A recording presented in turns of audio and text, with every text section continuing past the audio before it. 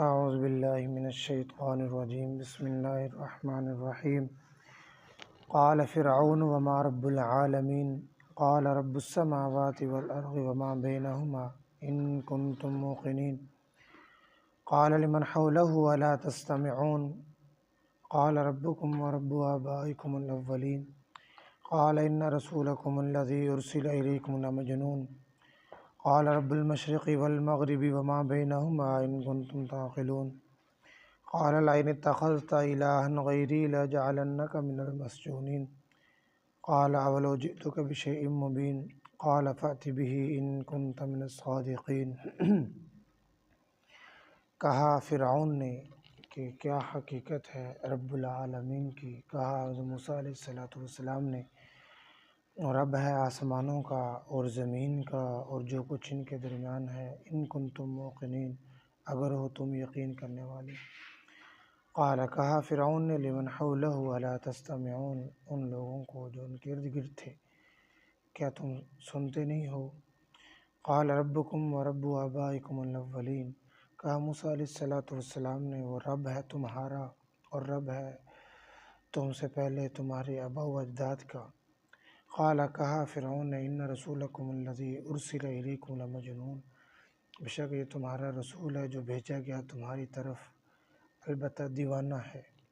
قال کہا موسیٰ علیہ السلام نے رب المشرق والمغرب وما بینہما اور رب ہے مشرق کا اور مغرب کا اور جو کچھ ان کے درمیان ہے. ان کنتم تعقلون اگر تم ہو عقل رکھنے والے.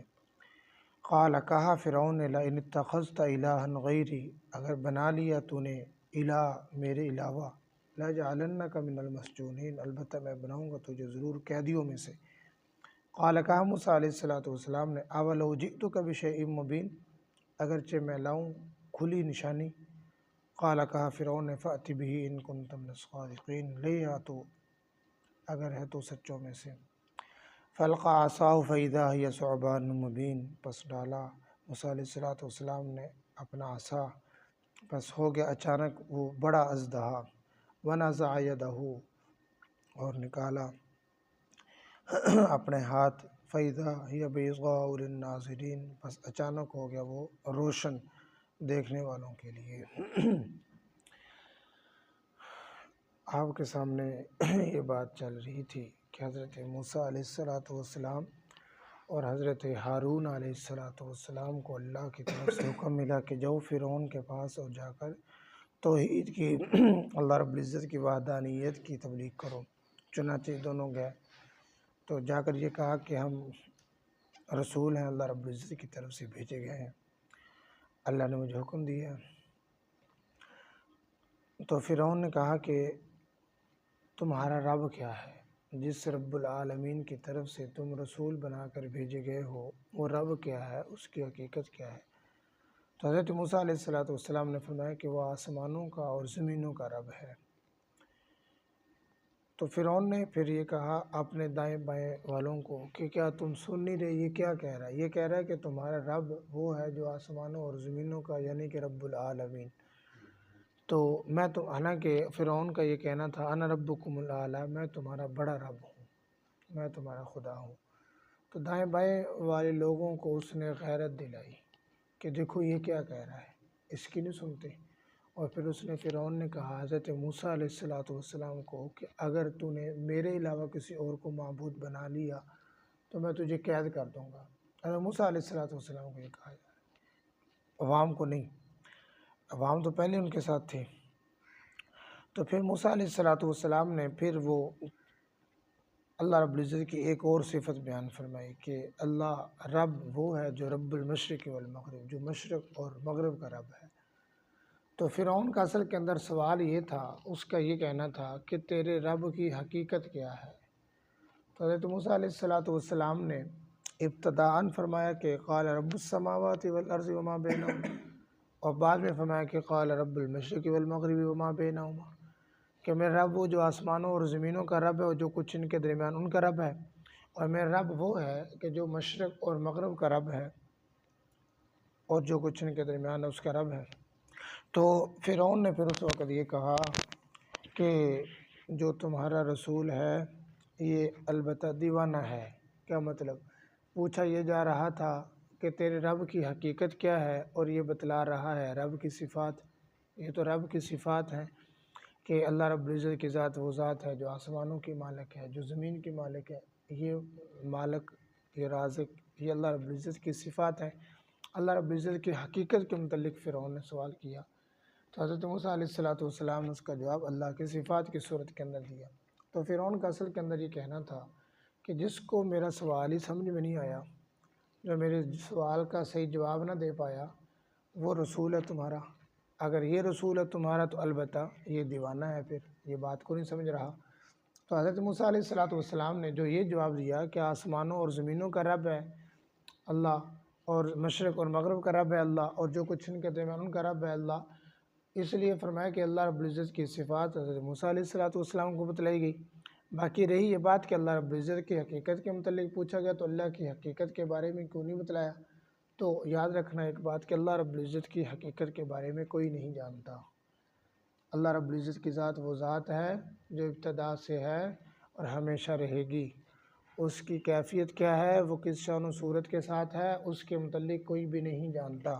بس یہ بات ذہن کے اندر رکھیے گا، اس لیے حضرت موسیٰ علیہ السلام نے نہیں بتلایا۔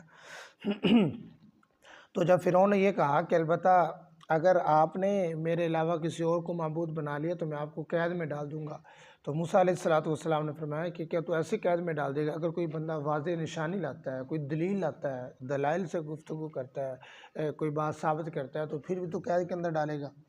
تو پھر فرعون نے کہا کہ چلو تو لے آ۔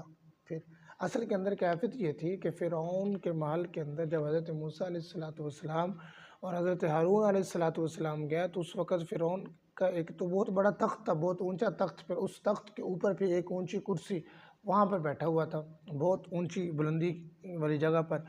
تو وزیر، مشیر، یہ جو مارنے والے سارے لوگ تھے، تو اس وجہ سے وہ کیا نام ہے، اس بات کو اس نے تسلیم کیا کہ اگر کوئی بندہ دلیل لاتا ہے تو اسے دلیل لانی چاہیے۔ اگر اس بات کو تسلیم نہ کرتا تو پھر لوگ کہتے کہ یہ کیسا انصاف ہے کہ جو بات ماننے والی اس بات کو تو ماننا چاہیے۔ تو فرعون نے جب اس بات کو مان لیا تو موسیٰ علیہ السلام نے اللہ رب العزت کے حکم سے اپنا عصا مبارک کو چھوڑ دیا زمین کے اوپر، تو ایک بڑا اژدہا بن گیا، بڑا سانپ بن گیا۔ پھر اللہ کی قدرت کے وہ سانپ پھر دوڑا بھی فرعون کی طرف، دائیں بائیں مجمع نہیں، فرعون کی طرف، تخت کی طرف جب دوڑا تو وہ بعض جگہوں پر لکھا کہ وہ فرعون جو اپنی کرسی کے اوپر، تخت کے اوپر بیٹھا تھا، وہ نیچے گر گیا۔ اتنا خوف تھا، یقیناً ایک معجزہ، پھر نبی کے ہاتھ سے زہر ہو رہا ہے اور اتنا بڑا اژدہا۔ تو اس وقت پھر فرعون جب زمین کے اوپر نیچے گرا تو حواس باختہ ہو گیا، جس طرح بندہ لاجواب ہو جاتا ہے، پھر اس طرح اس کی کیفیت بن گئی۔ پھر حضرت موسیٰ علیہ السلام نے پھر دوسری جو اللہ رب العزت کی طرف سے نشانی تھی، ہاتھ مبارک حضرت موسیٰ علیہ السلام نے باہر نکالا تو وہ ہاتھ سورج کی روشنی سے بھی زیادہ چمک رہا تھا، اور دیکھنے والے دیکھ رہے تھے، ناظرین جو تھے۔ تو یہ اللہ رب العزت کی طرف سے دوسری نشانی تھی۔ جب حضرت موسیٰ علیہ السلام نے دو نشانیوں کو ظاہر کر دیا تو اب اصل چاہیے تو یہ تھا کہ فرعون بات کو مان لیتا، لیکن بہت سارے لوگ ایسے آئے کہ جنہوں نے سب کچھ جاننے کے باوجود بھی بات کو تسلیم نہیں کیا۔ یہودیوں کے متعلق آتا ہے کہ اللہ کے نبی صلی اللہ علیہ وسلم کو یہ ایسے جانتے تھے جیسے وہ اپنی اولادوں کو جانتے تھے۔ ان کی کتابوں کے اندر ذکر تھے رسول اللہ صلی اللہ علیہ وسلم آخری نبی آئیں گے، ان کا نام محمد ہوگا، والد کا نام عبداللہ ہوگا، مکے کے اندر اتنا عرصہ رہیں گے، مدینے میں یہ کریں گے، یہ جنگی ہوں گی، سب کچھ ان کی کتابوں میں اللہ رب العزت نے لکھا ہوا تھا، دکھلایا۔ لیکن اس کے باوجود قرآن پاک کے اندر آتا ہے یعرفونہ کما یعرفون ابناءہم، ویسے جانتے تھے جیسے کہ وہ اپنے بیٹوں کو جانتے ہیں، لیکن اس کے باوجود ضد کے پکے تھے، بات کو نہیں مانا، اسلام قبول نہیں کیا۔ تو ایک تو اللہ رب العزت سے ہمیں نرم دل مانگنا چاہیے کہ اللہ ہمیں ایسا دل عطا فرما دے کہ جو دین والی بات، نیکی والی بات ہمارے لیے ماننا آسان ہو جائے، اور جو حقیقت اور صحیح بات ہے وہ ماننا آسان ہو جائے، اگرچہ ہم دوسری بات کے اوپر ڈٹے ہوئے کیوں نہ ہوں، لیکن اگر صحیح بات اگر آ گئی، اسلام کی بات آ گئی، دین و شریعت کی بات آ گئی، تو اللہ رب العزت ہمارے دلوں کو ایسا بنائے کہ ہمارے لیے ماننا اور اس کے اوپر عمل کرنا آسان ہو جائے۔